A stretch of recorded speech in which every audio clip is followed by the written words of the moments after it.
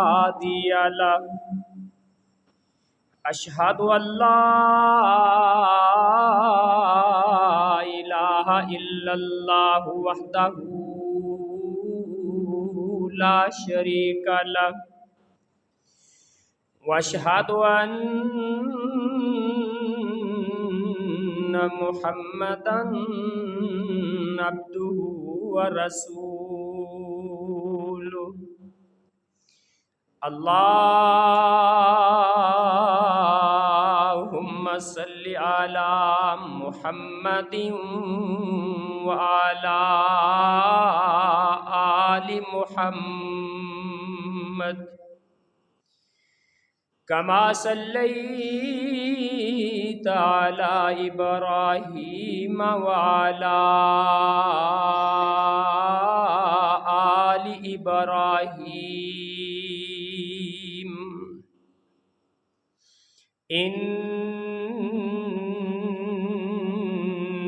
إنك حميد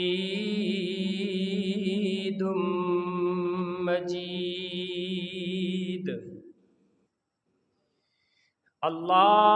اللهم بارك على محمد وعلى آل محمد كما باركت على إبراهيم وعلى آل إبراهيم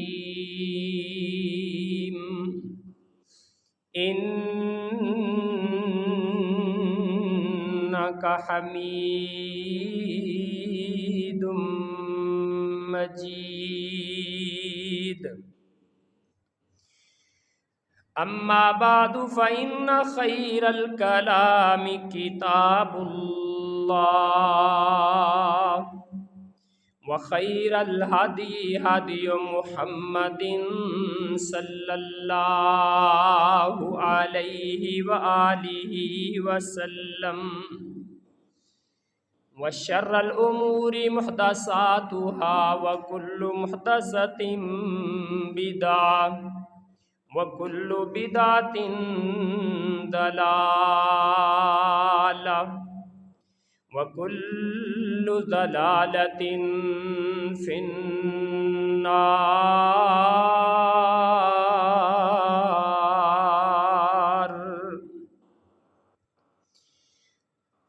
سبحانك لا علم لنا إلا ما علمتنا إنك أنت العليم الحكيم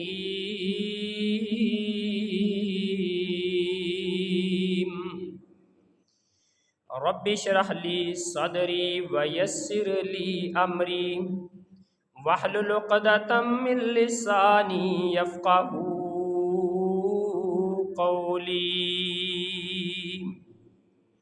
أعوذ بالله السميع العليم من الشيطان الرجيم من همزه ونفخه ونفسه بسم الله الرحمن الرحيم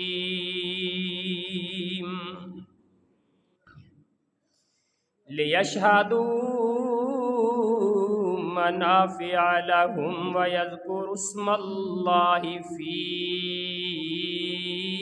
أيام معلومات على ما رزقهم من بهيمة الأنعام فكلوا منها وأطعموا البائس الفقير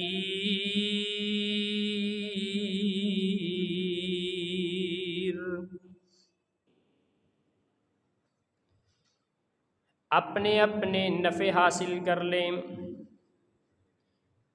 اور معلوم دنوں میں اللہ کے عطا کردہ پالتو جانوروں پر اللہ کا نام ذکر کریں، اس میں سے خود بھی کھائیں، محتاج اور فقیروں کو بھی کھلائیں۔ صدق اللہ العظیم۔ تعریف کبریائی عظمت کے کلمات اللہ جل جلالہ کی پاکیزہ ذات کے لیے لکھوکھا کروڑہا درود و سلام سید الاولین والآخرین شفیع المذنبین رحمت للعالمین خاتم النبیین جناب محمد الرسول اللہ صلی اللہ علیہ وآلہ وسلم کی پاکیزہ اطہر اور مقدس ذات پر ذی الحجہ اسلامی سال کا 12واں مہینہ ہمارے لیے بڑی ہی عظمت کا مہینہ ہے، کیونکہ اس ماہ مقدس میں بہت سارے نیک اعمال اکٹھے ہو جاتے ہیں۔ روزہ بھی اس میں ہو جاتا ہے، ذکر اذکار بھی آ جاتا ہے، پہلے 10 دنوں کی فضیلت بھی پورے سال کے دنوں سے زیادہ ہے، اور حج جیسا عظیم عمل بھی اسی مہینے میں ہے،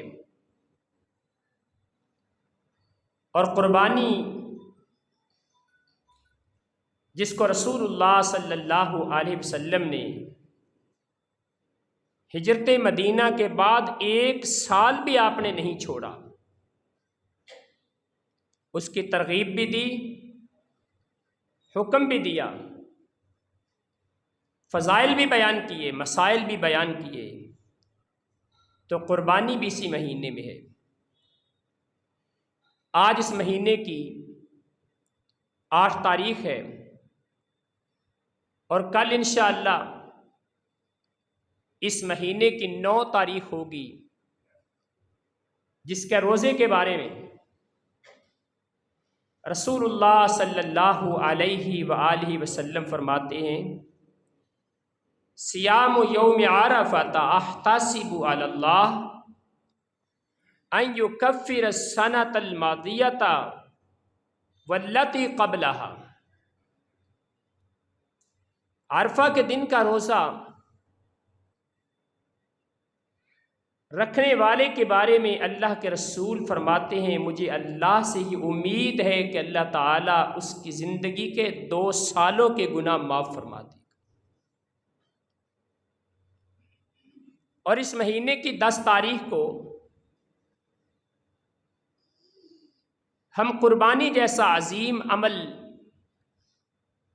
اپنے رب کی بارگاہ میں پیش کریں گے،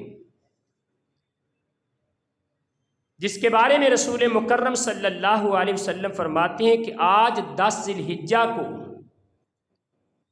جانور کا خون بہانے سے بڑھ کے کوئی ایک عمل، کوئی ایک نیکی بھی اللہ کو زیادہ محبوب نہیں ہے۔ جتنا پیارا عمل 10 ذی الحجہ کو قربانی کا عمل اللہ کو لگتا ہے۔ قربانی کے کچھ مسائل جو عموماً سوالات کیے جاتے ہیں اور ہمارے ذہن میں اشکال ہوتے ہیں، اور کچھ مسائل ایسے کہ جو ہر سال بیان کیے جاتے ہیں، لیکن یاد دہانی کے لیے آج بھی بیان کروں گا انشاءاللہ۔ سب سے پہلے نمبر پہ قربانی کس کو کہا جاتا ہے؟ کتاب و سنت میں اس کے بارے میں اضحیہ کا لفظ استعمال ہوا ہے، اور اضحیہ کے بارے میں یہ کہا جاتا ہے ہی ما یذبح من بہیمۃ الانعام فی ایام معلومات عند اللہ،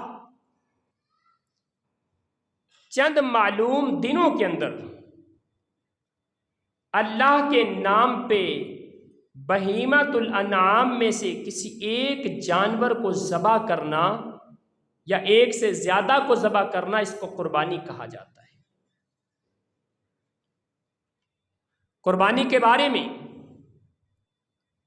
شریعت کا حکم یہ سنت مؤکدہ ہے، اگرچہ امام ابو حنیفہ رحمہ اللہ اور امام اوزائی رحمہ اللہ انہوں نے رسول مکرم صلی اللہ علیہ وسلم کے فرمان کی روشنی میں من کان لہ ساعۃ فلم یضحی فلا یقربن مصلانا، کہ جس بندے کے پاس طاقت موجود ہے وہ قربانی نہیں کرتا، وہ ہماری عیدگاہ کے قریب بھی نہ آئے۔ امام ابو حنیفہ اور امام اوزائی فرماتے ہیں کہ قربانی کرنا فرض اور واجب ہے، لیکن دیگر ائمہ محدثین کے نزدیک، اسلاف امت کے نزدیک قربانی سنت مؤکدہ ہے، ایسی سنت ہے کہ جس کو اللہ کے رسول صلی اللہ علیہ وسلم نے ہجرت کے بعد 1 سال بھی آپ نے نہیں چھوڑا۔ صحابہ کرام بھی قربانیاں کرتے رہے، جناب ابوبکر صدیق رضی اللہ تعالی عنہ، جناب عمر فاروق رضی اللہ تعالی عنہ قربانی نہیں کیا کرتے تھے۔ سوال کرنے والے نے سوال کیا کہ آپ کے پاس طاقت بھی ہے، قربانی نہیں کرتے ہو؟ کہنے لگے ہم اس لیے قربانی نہیں کرتے کہ لوگوں کو یہ سمجھ آ جائے کہ یہ واجب اور فرض نہیں ہے، تاکہ وہ لوگ جو قربانی کی طاقت نہیں رکھتے ان کے لیے پریشانی اور مشکل کا سبب نہ بنے۔ یہ تو اسلاف امت تھے کہ جن کی سنت کو اللہ کے رسول صلی اللہ علیہ وسلم نے ہمارے لیے قابل اتباع قرار دیا ہے، لیکن آج اگر میرے اور آپ کے پاس طاقت موجود ہے تو ہماری ذمہ داری ہے کہ ہم قربانی کریں، کیونکہ ہمارے کسی عمل کے کرنے یا نہ کرنے سے وہ عمل ثابت نہیں ہوگا۔ عبداللہ ابن مسعود رضی اللہ تعالی عنہ، انہوں نے 1 سال قربانی نہیں کی۔ سوال کرنے والوں نے سوال کر لیا آپ نے قربانی کیوں نہیں کی؟ کہنے لگے میں نے قربانی اس لیے اس سال نہیں کی تاکہ میرے ہمسایوں کو پتہ چل جائے کہ یہ فرض اور واجب نہیں ہے، لہذا قربانی سنت مؤکدہ ہے۔ تیسرے نمبر پہ گھر کا سربراہ اگر قربانی کرتا ہے تو گھر کے ہر فرد کو قربانی کرنا ضروری نہیں ہے، گھر کے تمام افراد اس ایک قربانی کے اندر شریک ہو جائیں گے۔ پیغمبر کائنات محمد الرسول اللہ صلی اللہ علیہ وسلم، آپ سے یہ بات ملتی ہے کہ 1 سال آپ نے 7 اونٹ قربانی پہ کیے، آپ مدینہ میں جب تک رہے 2 مینڈے قربان کرتے رہے، اپنی زندگی کے آخری سال حجۃ الوداع کے موقع پہ آپ نے 100 اونٹ اور 1 گائے قربانی پہ کیے، لیکن آپ جب بھی قربانی کرتے رہے اپنی ایک ایک بیوی کی طرف سے قربانی نہیں کی۔ اللہ کے رسول اپنی طرف سے قربانی کرتے، بیویاں اس میں شریک ہوتی۔ اس لیے گھر کا سربراہ اگر وہ قربانی کرتا ہے، اس گھر کے بچے، اس کی بیوی، اگر اس کے بہن بھائی اس کی کفالت میں ہیں، اس کے ماں باپ وہ بھی اسی گھر میں موجود ہیں، اور سربراہی بڑے بیٹے کو دی ہوئی ہے، کسی ایک بیٹے کو دے چھوڑی ہے، وہ قربانی کرے گا یا باپ قربانی کرتا ہے تو سارے اس کی اولاد، اس کی بیویاں اس میں شریک ہوں گی۔ چوتھے نمبر پہ قربانی کی شرائط کیا ہے؟ سب سے پہلی شرط ہے القدرہ، قربانی کرنے کی طاقت انسان کے پاس موجود ہو۔ طاقت سے مراد پیسہ ہے، اتنے پیسے ہوں کہ جس سے قربانی کا جانور خرید سکے، یا اپنے گھر میں اپنا پالا ہوا جانور موجود ہے جس کو قربانی پہ کیا جا سکتا ہے۔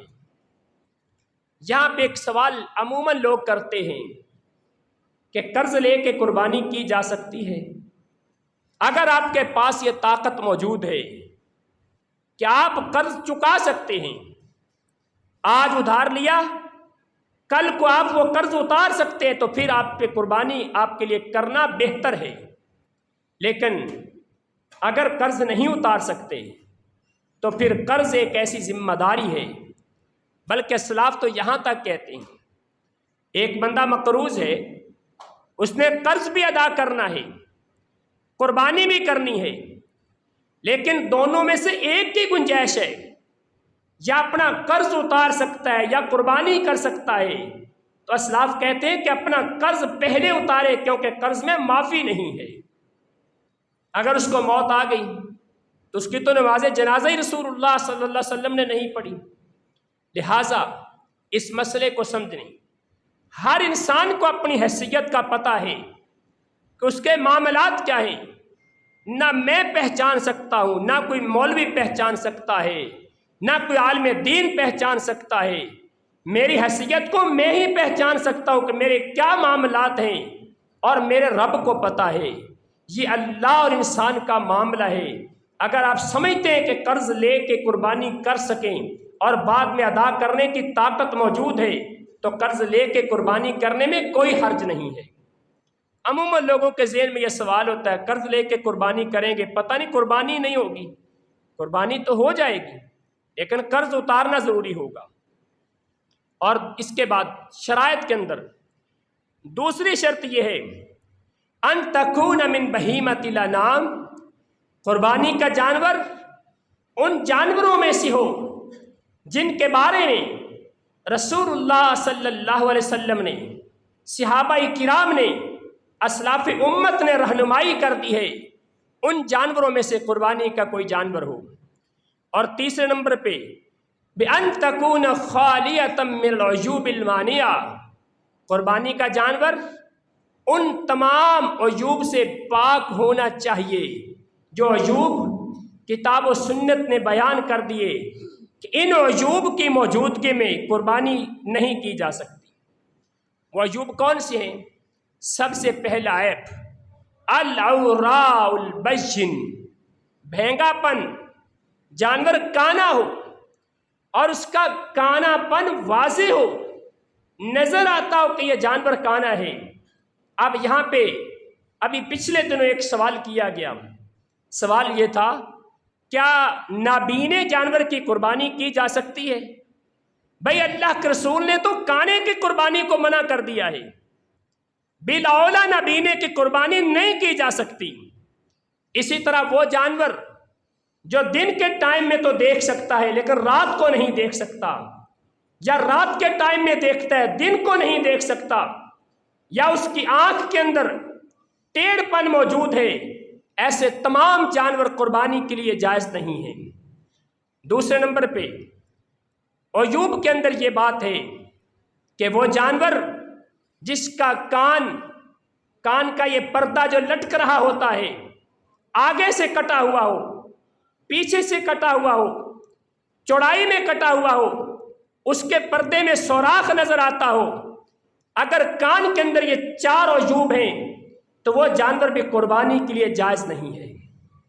اور تیسرے نمبر پہ رسول اللہ صلی اللہ علیہ وسلم کے فرمان کے مطابق الارجاء البین عرجھا، ایسا لنگڑا جانور کہ جس کا لنگڑا پن واضح نظر آتا ہے، وہ چلتا ہے تو محسوس ہوتا ہے کہ یہ لنگڑا کے چل رہا ہے، ایسا جانور بھی قربانی کے لیے جائز نہیں ہے۔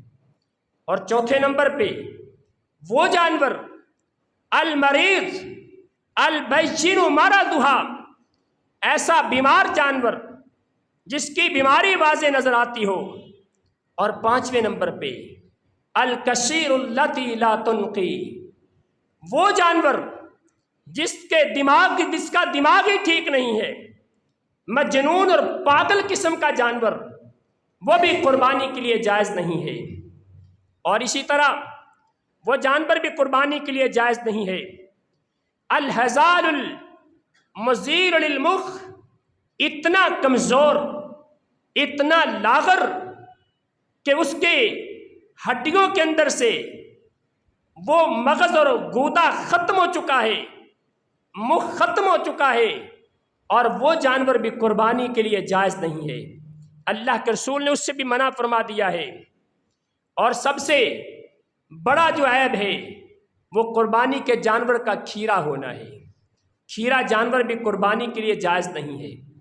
دوندہ جانور یا دوندے سے اوپر فما فوقہا چوگا ہو جائے، اس اوپر جتنی بھی اس کی عمر چلی جائے وہ قربانی کے لیے جائز ہے۔ اگر دوندہ نہیں تو کسی بھی صورت میں قربانی پہ نہیں کیا جا سکتا۔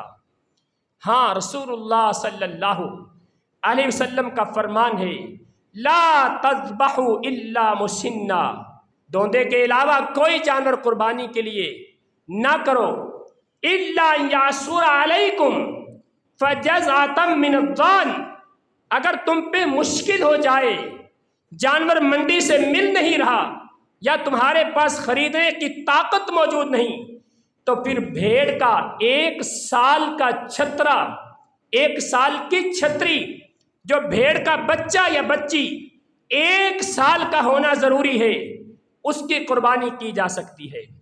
رسول اللہ صلی اللہ علیہ وسلم نے اس کی اجازت دی ہے۔ اور جزا، اونٹ 5 سال کا جزا ہوگا، گائے 2 سال کی جزا ہوگی، اور چھترا 1 سال کا جزا ہوگا۔ لیکن بکرا یا اس کے علاوہ دیگر جانور وہ جب تک دوندے نہیں ہو سکتے اس وقت تک قربانی پہ نہیں کیے جا سکتے۔ ہمارے استاد محترم شیخ عبداللہ امجد چھتوی رحمت اللہ علیہ رحمتم واسعہ، ہم ان سے کلاس پڑھ رہے تھے، ایک آدمی آیا مسئلہ پوچھنے کے لیے دوندے اور کھیرے کا، بڑا اصرار کرنے لگا، میں نے گھر میں بکرا پالا ہے، اچھا خاصا موٹا تازہ ہے، بڑا خوبصورت ہے، لیکن میں کیا کروں، دوندا نہیں ہوا۔ میں نے بڑے بڑے دوندے بکرے دیکھے ہیں، وہ ان سے زیادہ صحت مند ہے، ان سے زیادہ گوشت والا ہے، زیادہ قد کاٹ والا ہے۔ شیخ محترم اس کو سمجھاتے رہے، وہ پھر بھی اصرار کر رہا، نہیں کوئی دلیل نکالو، نکل آئے گی۔ اللہ اکبر۔ شیخ صاحب فرمانے لگے میں تو پھر یہی کہہ سکتا ہوں، اگر بکرا ہو تو پہاڑ جتنا ہو اور اس کی عمر 50 سال ہو، اگر دوندا نہیں ہے تو قربانی کے لیے قطعاً جائز نہیں ہے۔ صرف چھترے کے لیے اجازت ملتی ہے یا بھیڑ کی بچی کی اجازت ملتی ہے کہ وہ 1 سال کا قربانی پہ کیا جا سکتا ہے، لیکن وہ بھی صورت میں جب دوندا خریدنے کی طاقت نہ ہو یا بازار سے ملتا نہیں ہے۔ اس کے بعد ایسا جانور جس کا سینگ ٹوٹا ہوا ہو، اور سینگ ٹوٹنے کی کیفیات ہیں، اگر تو اوپر سے تھوڑا سا ٹوٹا ہے تو یہ تو جائز ہے، بسا اوقات سینگ کا خول اتر جاتا ہے، اس کو بھی علماء جائز کہتے ہیں۔ لیکن حدیث میں اللہ کے رسول صلی اللہ علیہ وسلم نے فرمایا قربانی کے لیے آداب القرن جائز نہیں ہے۔ سعید ابن مسیب رحمۃ اللہ علیہ فرماتے ہیں آداب القرن وہ جانور ہے جس کا سینگ مکمل طور پہ ٹوٹ چکا ہو یا آدھے سے زیادہ ٹوٹا ہو، وہ آداب القرن ہوگا، اور ایسے جانور کی قربانی بھی جائز نہیں ہے۔ والمستاصلہ وہی التی استوصل قرنها من اصلها، مستاصلہ جانور بھی قربانی کے لیے جائز نہیں کہ جس کا سینگ اس کی جڑ سے ہی توڑ دیا گیا ہو۔ بسا اوقات ایسا ہوتا ہے لوگ مسائل پوچھتے ہیں اور عموماً لوگ ایسا کرتے بھی ہیں، اللہ معاف فرمائے، مسلمانوں کو کیا ہو گیا ہے، یہ جانور جب پیدا ہوتا ہے نا، تیزاب یا کوئی کیمیکل لگا کے اس کے سینگ کو وہیں پہ داغ لگا دیتے ہیں تاکہ اس کا سینگ گروتھ ہی نہ کرے، اس کا سینگ بڑھے ہی نہ، جہاں سے سینگ نے اگنا ہے اسی جگہ پہ اس کو بند کر دیتے ہیں اور سینگ نکلنا ہی ختم ہو جاتا ہے۔ ایسے جانور کی قربانی سے بچنا چاہیے، وہ بھی اسی کے حکم میں آئے گا کہ جس کا سینگ شروع سے ہی توڑ دیا گیا ہے۔ اللہ تعالیٰ مسلمانوں کو ہدایت عطا فرما دے۔ اور الاشوا التی تبصر النہارا ولا تبصر اللیلا، اس کے بارے میں بیان کر چکا ہوں کہ وہ جانور جو دن کو تو دیکھتا ہے لیکن رات کو نہیں دیکھتا۔ الجدعاء مقطوعۃ الانف، وہ جانور جس کی ناک کٹ جائے، ایسے جانور کو بھی قربانی پہ ذبح کرنے سے بچنا چاہیے۔ والبطراء اللتی مقطوع الذنب، وہ جانور جس کی دم کٹ جائے، اس کو اگرچہ علماء نے مکروہ کہا ہے لیکن دم کٹے جانور کی قربانی جائز ہے۔ رسول اللہ صلی اللہ علیہ وسلم کے صحابی قربانی کا جانور لے کے آئے اور بھیڑیا آیا، بھیڑیے نے حملہ کیا، اس کی پوری دم کاٹ دی اس نے۔ صحابہ نے اس کو جائز کہا، لہٰذا ایسے جانور کی قربانی کی جا سکتی ہے، لیکن اگر اس سے بہتر مل جائے تو وہ کرنا چاہیے، کیونکہ یہ بھی عیب علماء نے بیان کیا ہے، اس لیے اس سے بھی بچنا چاہیے۔ مجنون، پاگل، جس جانور کا دماغ خراب ہو چکا ہے، اور وہ جانور جس کے اندر یہ صلاحیت ہی نہیں کہ جو اپنے ریوڑ کے ساتھ چل سکے، اتنا کمزور ہے کہ ریوڑ سے پیچھے ہے، ایسے جانور کی قربانی بھی رسول اللہ صلی اللہ علیہ وسلم کے فرمان کی روشنی میں جائز نہیں ہے۔ 7ویں نمبر پہ جو مسئلہ بیان کرنا چاہتا ہوں، تقسیم اللحم، گوشت کیسے تقسیم کرنا ہے۔ اس کے بارے میں عموماً ہمارے یہاں تصور پایا جاتا ہے کہ گوشت کے 3 حصے کیے جائیں، ایک حصہ مسکینوں کے لیے، ایک اپنے رشتہ داروں دوست احباب کے لیے، اور ایک اپنے گھر کے لیے۔ عبداللہ ابن عباس رضی اللہ تعالی عنہما سے یہ بات ثابت ہے کہ جناب عبداللہ ابن عباس رضی اللہ تعالی عنہما گوشت کے 3 حصے کیا کرتے تھے، اور امام شافعی رحمۃ اللہ علیہ سے بھی یہ ثابت ہے، لیکن رسول اللہ صلی اللہ علیہ وسلم کی حدیث کو اگر دیکھا جائے تو ہمیں یہ بات معلوم ہوتی ہے، اگر قربانیاں زیادہ ہوئی ہیں، آپ اپنے محلے کا اندازہ کریں، اپنی بستی، اپنے گاؤں اور شہر کا اندازہ کریں، اگر زیادہ لوگوں نے قربانیاں کی ہیں، آپ تھوڑا بھی تقسیم کر دیں، اپنے گھر میں رکھ لیں، ذخیرہ کر لیں تو یہ بھی جائز ہے۔ لیکن اگر قربانیاں تھوڑی ہوئی ہیں، مساکین زیادہ ہیں، جن کو تقسیم کرنا ہے وہ زیادہ ہے، تو پھر زیادہ تقسیم کرنا چاہیے۔ مدینے کے اندر مختلف علاقوں سے، بستیوں سے مسکین آ گئے، مدینے کے اندر رش لگ گیا مسکینوں کا، قربانی کا موقع تھا۔ رسول اللہ صلی اللہ علیہ وسلم نے 3 دن سے زیادہ قربانی کا گوشت رکھنے سے منع فرما دیا۔ صحابہ اکرام نے تقسیم کیا، اگلا سال ہوا، صحابہ اکرام نے پھر تقسیم کرنا شروع کر دیا۔ 3 دن تک چونکہ اللہ کے رسول نے منع فرمایا ہے، 3 دن سے زیادہ ہم قربانی کا گوشت استعمال نہیں کریں گے۔ پیغمبر کائنات کو پتہ چلا تو اللہ کے رسول نے فرمایا اب تمہیں گوشت اپنے گھر میں رکھنے کی اجازت ہے، چونکہ پچھلے سال مساکین زیادہ آ گئے تھے، فقراء زیادہ آ گئے تھے، اس لیے میں نے تقسیم کرنے کا حکم زیادہ دیا تھا۔ جناب علی رضی اللہ تعالی عنہ سفر پہ گئے ہوئے تھے، گھر واپس آئے، گھر والوں نے گوشت پیش کیا، کہنے لگے یہ گوشت کہاں سے آیا ہے؟ گھر والوں نے بتایا یہ قربانی کا گوشت ہے۔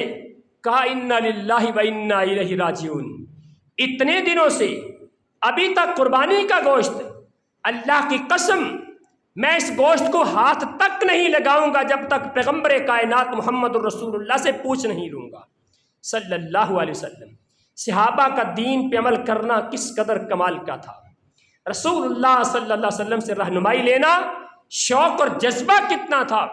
اللہ کے پیغمبر کے پاس گئے، اللہ کے رسول میرے گھر میں گوشت ہے، قربانی کو گزرے کتنے دن ہو گئے، میں سفر پہ کیا ہوا تھا، آج واپس پہنچا ہوں، ابھی تک میرے گھر میں قربانی کا گوشت موجود ہے۔ اللہ کے پیغمبر صلی اللہ علیہ وسلم نے فرمایا کلوہ من ذی الحجہ الی ذی الحجہ، 1 ذی الحجہ سے لے کے اگلے ذی الحجہ تک تم قربانی کا گوشت کھا سکتے ہو۔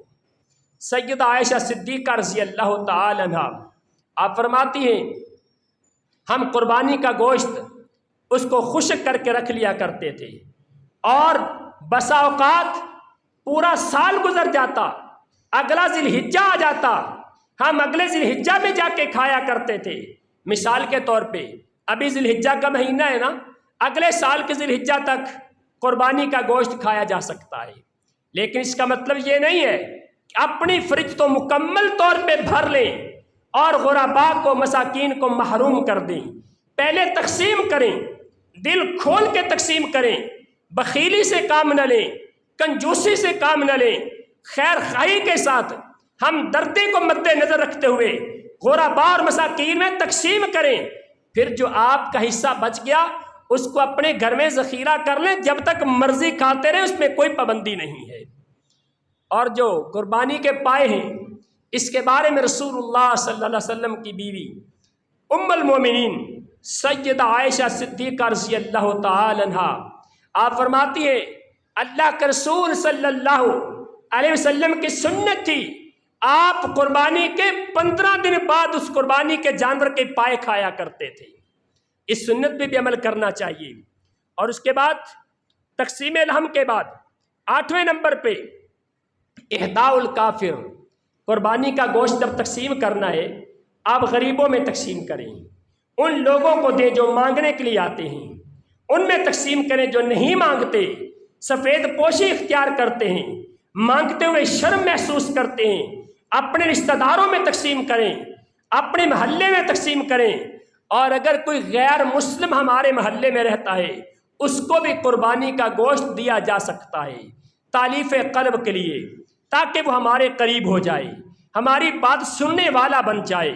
آپ اس کو قربانی کا گوشت پیش کریں گے، کچھ دنوں کے بعد آپ اس سے بات چیت کریں گے، دین کی دعوت دیں گے، وہ یقیناً پوری توجہ کے ساتھ آپ کی بات سنے گا، اس کے دل میں اسلام کی محبت پیدا ہوگی، مسلمانوں کے بارے میں نرم گوشہ پیدا ہوگا، لہذا کسی غیر مسلم کو بھی دیا جا سکتا ہے۔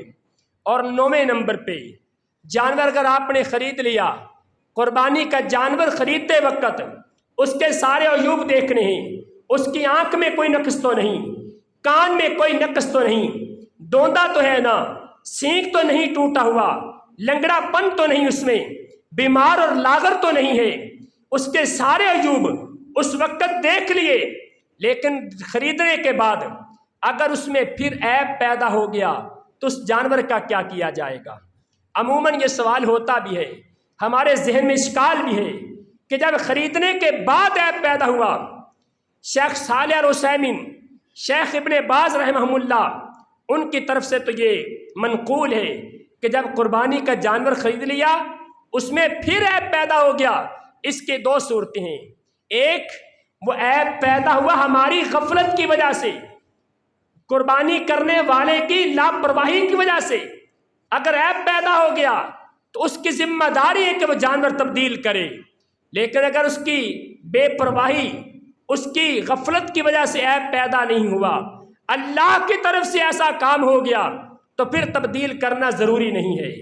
جناب عبداللہ ابن زبیر رضی اللہ تعالی عنہ قربانی کے لیے ایک اونٹنی لے کے آئے، جب لے کے آئے تھے تو اونٹنی بالکل ٹھیک ٹھاک تھی، بعد میں اس کی آنکھ کے اندر عیب پیدا ہوا، اس کی ایک آنکھ دیکھنا بند کر دیا اس نے، یہ عیب تھا، کانے پن کا عیب تھا۔ عبداللہ ابن زبیر سے مسئلہ پوچھا گیا، آپ نے کہا کہ اس کی قربانی جائز ہے کہ چونکہ یہ خریدنے کے بعد اس کے اندر عیب پیدا ہوا ہے۔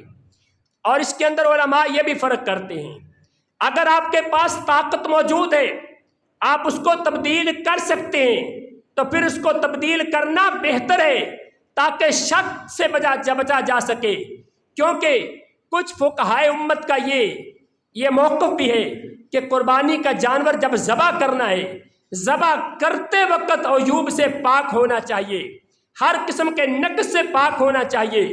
اور فقہائے امت کا دوسرا گروہ کہتا ہے کہ جب آپ قربانی کا جانور خریدتے ہیں اس وقت عیب سے پاک ہونا چاہیے۔ لہٰذا اگر محتاط مسئلہ یہ ہے، اگر طاقت موجود ہے، قربانی کا جانور تبدیل کر سکتے ہیں تو پھر تبدیل کرنا چاہیے، اور اگر تبدیل کرنے کی طاقت نہیں تو پھر تبدیل نہ کریں، پھر وہی جانور قربانی پہ کیا جا سکتا ہے۔ تبدیل کرنے کی دلیل بھی ملتی ہے، رسول اللہ صلی اللہ علیہ وسلم نے اپنے ایک صحابی کو 1 دینار دیا، جاؤ بازار سے بکری خرید کے لاؤ۔ صحابی نے بازار سے بکری خریدی 1 دینار میں، پھر وہی بکری اسی بازار میں صحابی نے 2 دینار کی فروخت کر دی، اور 1 دینار سے بکری ایک اور خریدی، رسول اللہ صلی اللہ علیہ وسلم کے پاس لے کے آئے، 1 بکری بھی لے آئے، ساتھ میں 1 دینار بھی لے کے آ گئے۔ اللہ کے رسول صلی اللہ علیہ وسلم نے اس صحابی کے لیے برکت کی دعا فرمائی تھی۔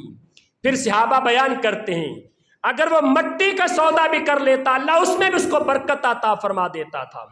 کیونکہ صحابی نے بکری خریدی، پھر اس کو بیچا، تبدیل کیا، پھر اور بکری خریدی، تو یہاں سے تبدیل کرنے کی دلیل بھی ملتی ہے۔ لہٰذا اگر آپ کے پاس طاقت موجود ہے، گنجائش موجود ہے، آپ اس کو تبدیل کر سکتے ہیں، تو تبدیل کر لینے میں کوئی حرج کی بات نہیں ہے۔ اور اس کے بعد 9ویں نمبر پہ جو مسئلہ ہے، 10ویں نمبر پہ قربانی کے جانور میں حصے کتنے ہو سکتے ہیں؟ اگر تو بکری بکرا ہے، بھیڑ اور چھترا ہے، یہ چھوٹے جانور دمبی اور دمبا ہے، ان میں تو حصے نہیں ہو سکتے۔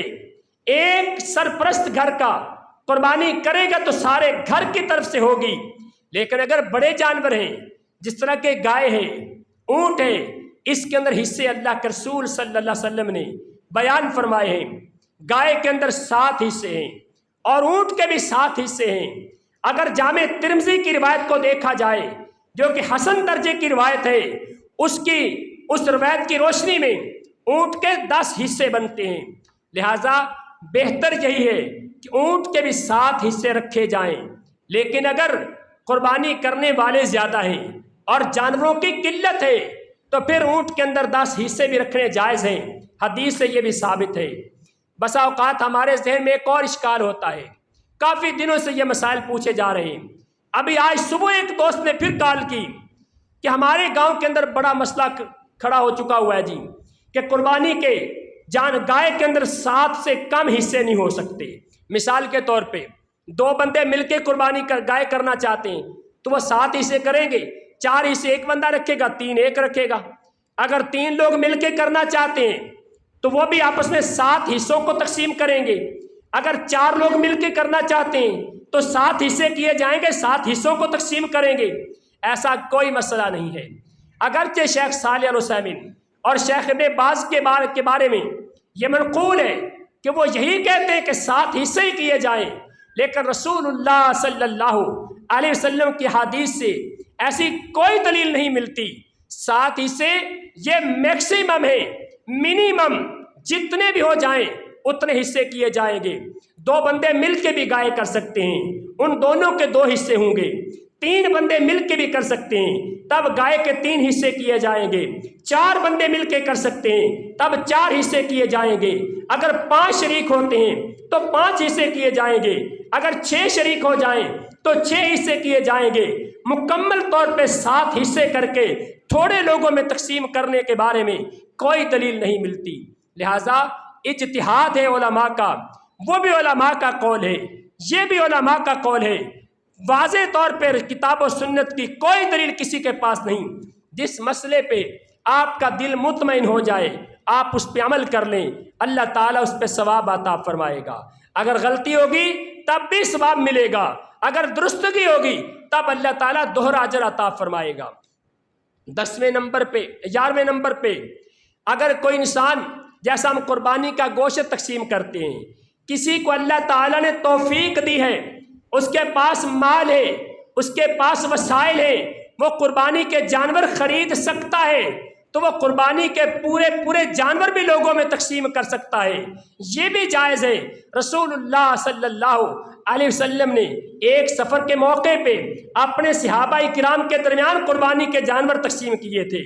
یہ بھیڑ تمہارے لیے، یہ بکرا تمہارے لیے، یہ اونٹ تم 7 لوگوں کے لیے، یہ گائے تم 7 لوگوں کے لیے۔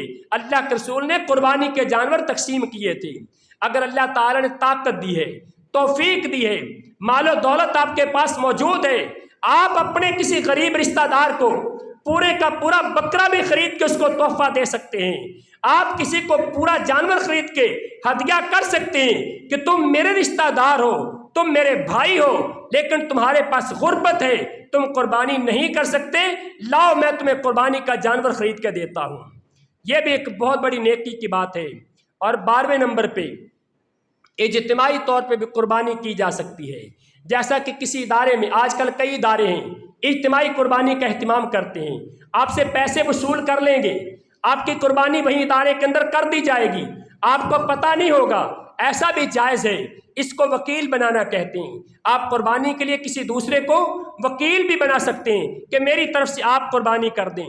اور 13ویں نمبر پہ قربانی کے جب حصے رکھے جائیں گے ان حصوں کے اندر، قربانی کے حصوں میں بسا اوقات لوگ یہ بھی اشکال کا شکار ہوتے ہیں کہ اگر ایک حصہ کسی بے نماز کا ہے یا دو حصے کسی بے نماز کے ہیں تو کیا اس کا حصہ رکھنا چاہیے یا نہیں؟ اصولی طور پہ تو مسلمان ہے، وہ کلمہ تو پڑھتا ہے نا۔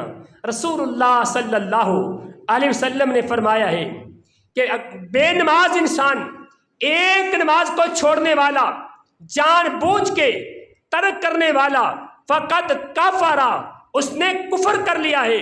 علماء امت کا متفقہ فیصلہ ہے کہ نماز چھوڑنے والا، نماز کا تارک، یہ کافر ہوتا ہے۔ لیکن امام بخاری علیہ السلام کے قول کے مطابق اس طرح کا بڑا کافر نہیں جو کلمے کا انکار کرنے والا کافر ہوتا ہے۔ الکفر دون کفر، جیسے ایمان والوں کے درجے ہیں، یہ چھوٹا مومن ہے، یہ بڑا مومن ہے، یہ اس سے بڑا مومن ہے، اس کا ایمان اور کامل ہے، اس کا ایمان زیادہ مضبوط ہے۔ ایسے کفر کے بھی درجات ہیں، یہ چھوٹا کافر ہے، یہ اس سے بڑا کافر ہے، یہ اس سے بڑا کافر ہے۔ اگرچہ بے نماز اس طرح کا کافر نہیں جو کلمے کا انکار کرنے والا ہے، لیکن اگر اس کا حصہ رکھنا ہے تو رکھنے کی گنجائش ہے، اجازت ہے۔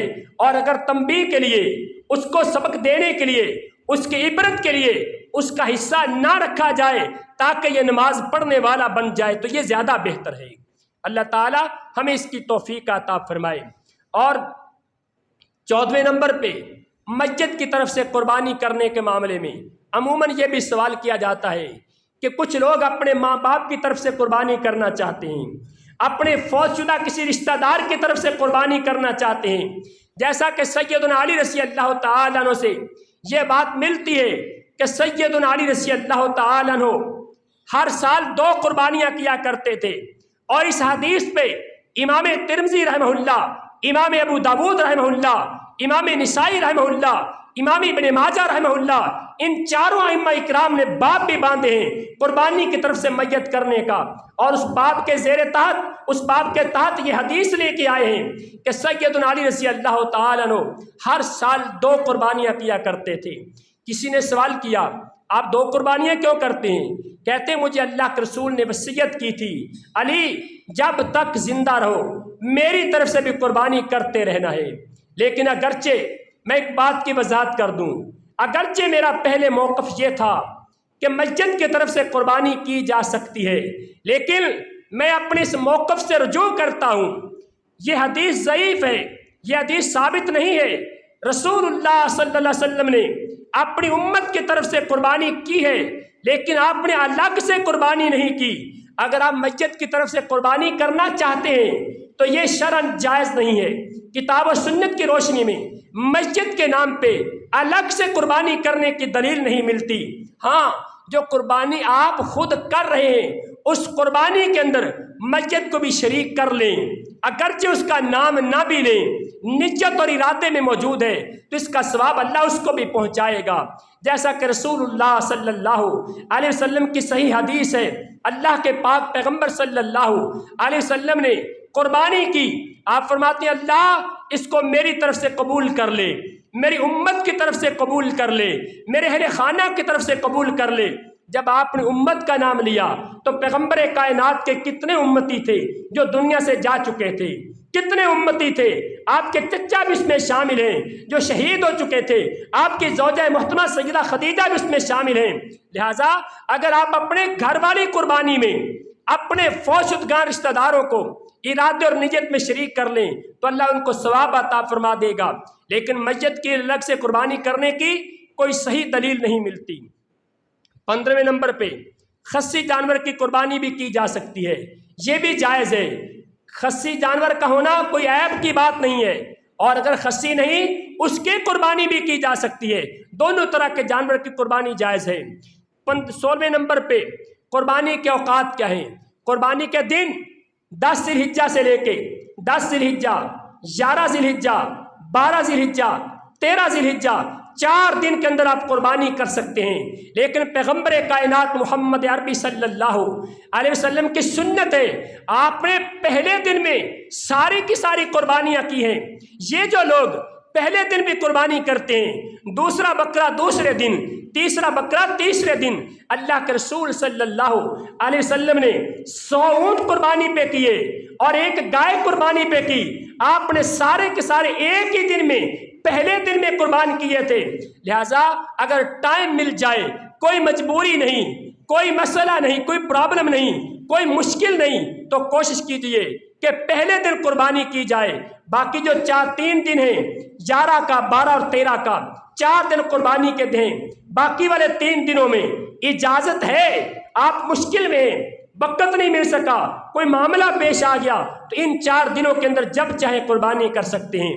رات کو بھی قربانی کی جا سکتی ہے، دن کو بھی کی جا سکتی ہے، لیکن رات کو قربانی اس نیت سے نہ کریں کہ کسی کو پتہ نہ چلے، تاکہ ہم سارے کا سارا گوشت گھر میں ہی ذخیرہ کر لیں۔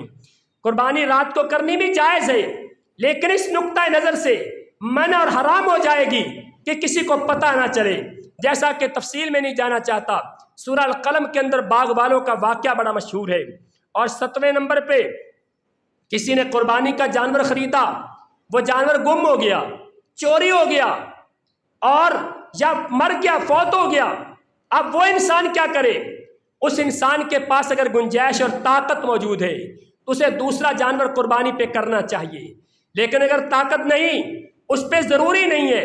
کچھ لوگ یہ کہتے ہیں، اشتہارات شائع کرتے ہیں، مسئلے لکھتے ہیں، اگر کسی نے قربانی کا جانور خرید لیا، پھر وہ گم ہو گیا، چوری ہو گیا یا مر گیا، اس پر واجب اور فرض ہو جائے گا کہ دوبارہ قربانی ضرور کرے۔